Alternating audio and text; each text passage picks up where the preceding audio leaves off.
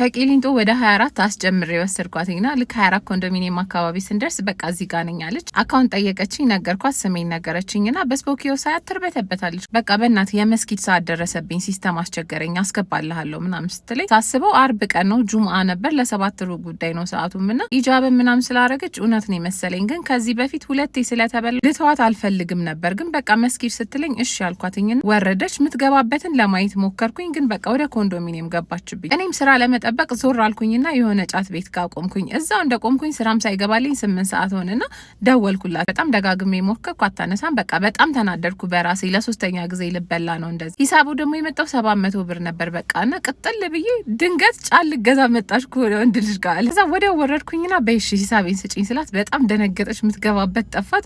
ልጁ ምንድነው ምናምን ሲል ነገረችውና በቃ እሺ ችግር የለውም ምን ይሰጣሉ አለና 300 ብር ከኪሱ፣ ሌላው የቀረው ብር ደግሞ ሌላ ሰው ጋር ተደውሎ ምናምን ተሰባስቦ ተሰጠኝ። እና ሂሳባችሁን ሳትቀበሉ ከመኪና እንዲወርዱ አትፍቀዱላቸው። ትልቅ ሰው ነው፣ ሽማግሌ ነው፣ ቆንጅዬ ሴት ናት፣ ሂጃብ አርጋለች፣ ነጠላ አርጋለች ምናምን የሚባል ነገር የለም።